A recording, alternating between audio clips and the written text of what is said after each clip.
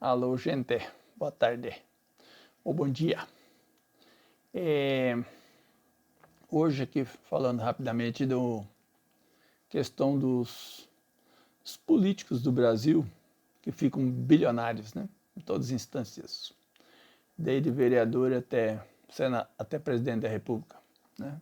Todos aqui ficam bilionários. Só algumas exceções, né? Sei lá se tem, né? Mas deve ter, né? Em todo campo da área de humanas existem exceções. Vai que existe nessa, né? Tomara, mas acho que não, né? E hoje, por exemplo, ia falar semana passada ainda da mansão que o ex-presidente da Câmara, gangster da Câmara, o chefe de todos os chefes lá, né? Que nem diz na Itália, capi di tutti i capi, né? Ele comprou uma mansão em Brasília por 10 milhões de reais, num lugar que ninguém compra por menos de 20, mas ele comprou por 10. Como se fosse pouco, né? Eu estou vendo aqui, vi a semana passada, o Paulo Capelli do site Metrópolis, dando essa notícia. Paulo Capelli pesquisou, colocou no ar a escritura pública, né, que todo mundo pode pegar no cartório, né, sobre a compra dessa mansão. Financiou uma parte do Banco do Brasília, mas o financiamento vai ser pago parcelas de 100 mil reais. Então, a pergunta que se faz, deputado, tudo bem que deve ter algumas dezenas de fazendas, né? Mas não é o que diz os documentos dele, né? Quando ele candidatou a deputado federal na época, já não era a primeira vez que estava concorrendo, já era a segunda, eu acho, que ele foi deputado federal, mas foi candidato em 2018, na mesma época o amigo dele, Bolsonaro, foi eleito. Ele tinha um patrimônio de 1,7 milhões de reais. Milhões apenas. E passado 4 anos, conseguiu ser presidente da Câmara também no governo Bolsonaro, né? Passado 4 anos depois, ele foi candidatar de novo e é obrigado a declarar para a Justiça Eleitoral quanto que era o patrimônio dele em 2022. Ele já declarou 5,9 milhões de reais, ou seja, um aumento de quase 400%, né? O patrimônio em 4 anos. Foi presidente uma vez da Câmara, né? 2 anos. Isso declarado, viu, gente? Tá. E passar 2 anos mais como presidente da Câmara durante a era do presidente Lula, agora saiu em janeiro, janeiro de 2025. Assim que ele saiu, ele já comprou uma casa de 10 milhões de reais no lugar que vale 20, como eu falei. Tá. A mesma casa, né? Lógico que tem casa de muito mais valor lá, né? E aí um comentário, né? Quer dizer, em 6 anos, pegou o patrimônio dele, que é de 1,7 milhões de reais, e levou para 18. 10 vezes. Entendeu? Tudo bem que está financiado 7 milhões, pagando 100 mil por mês, né? Mas quem consegue fazer isso no Brasil, né? A não ser os políticos. E dentro dessa mesma lógica, o que se explica tudo isso, né? Por que esses políticos ficam bilionários rápido? É o fato deles ter o governo, o orçamento que foi aprovado semana passada, o presidente Lula sancionou o orçamento público da União, prevê que o governo tenha para todo o investimento de 2025 em todo o país 57 bilhões de reais, certo? Só os políticos federais, deputados e senadores, vão poder fazer o que bem quiser, nem prestar conta a ninguém, de mais de 50 bilhões de reais. Ou seja, o governo, para todo o povo brasileiro, vai ter 57 bilhões de reais para investir. e meia dúzia de políticos federais vão ter 50 bilhões para eles.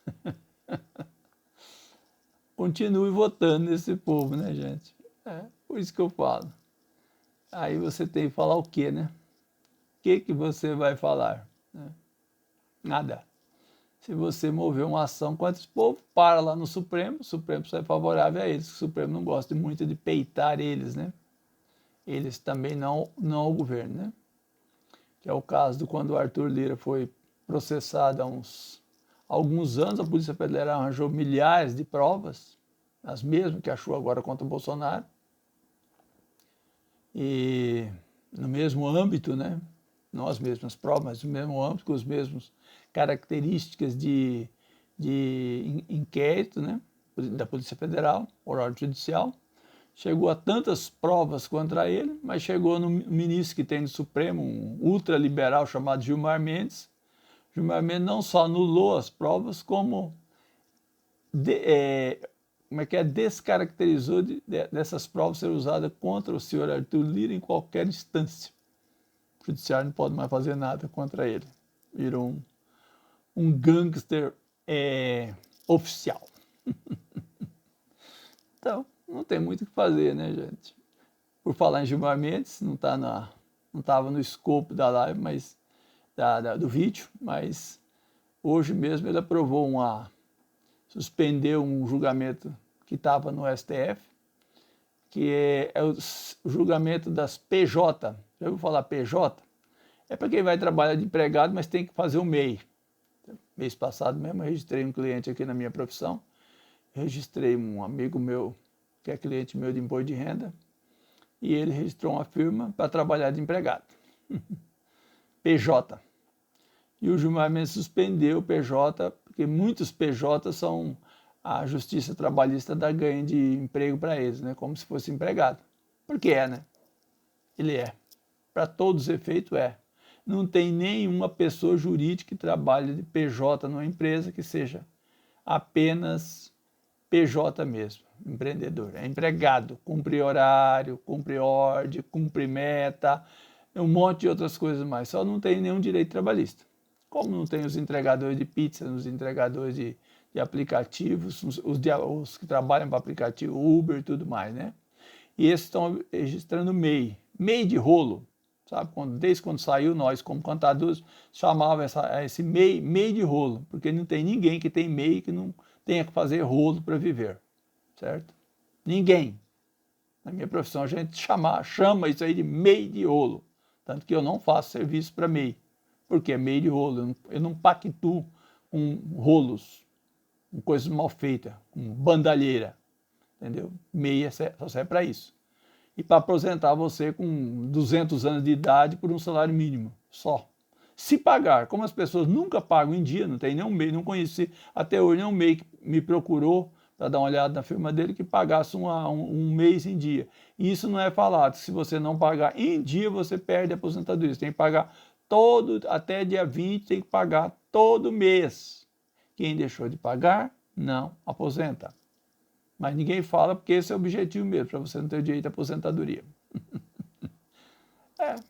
É o país que a gente vive, né?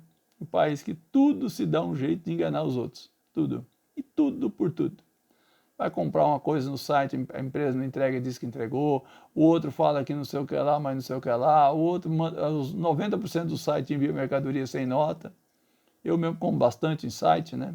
Eu não posso sair, ou até porque não compensa sair mais na cidade, é R$20 de estacionamento, mais 20 de despesa para ir até lá, né? Aí você prefere pagar R$10 ou R$5 no site para entregar. Não vem nenhuma mercadoria com nota, nenhuma mais. Comprei um celular no valor de acho R$4.000, tive que devolver porque veio sem nota. Pedi a nota, não tinha nota, tive que devolver, certo?